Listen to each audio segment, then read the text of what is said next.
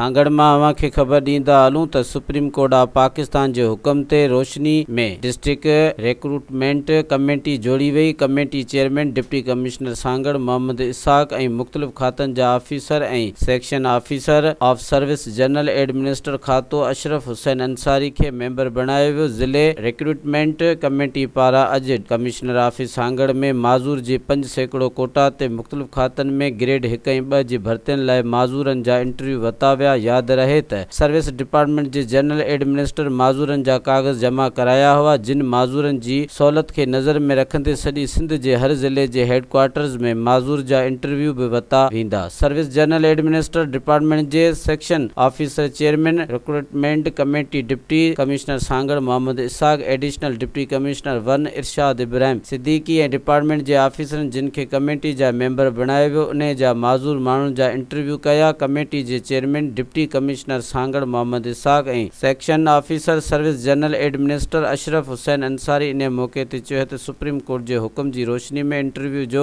मरहलो 2 ॾींहं में मुकमल कयो वेंदो। माज़ूरनि जा इंटरव्यू 2 ॾींहनि ते मुश्तमिल आहिनि। 3 तालुकनि शिदातपुर, सांगड़ ऐं सिंजोरे जे माण्हुनि जा इंटरव्यू अॼु वरिता वेंदा, जॾहिं त टंडवा, आदमजाम, नवाज़ अली, खिपरो तालुके जे माण्हुनि जो इंटरव्यू सुभाणे वरिता वेंदा। इन खां पोइ अहल माण्हुनि खे भर्ती कयो वेंदो। मज़ीद ख़बरनि ऐं तफ़सीलात लाइ विज़िट कयो असांजी वेबसाइट www.awamiNewsHD.com ऐं ॾिसंदा रहो अवामी न्यूज़ HD।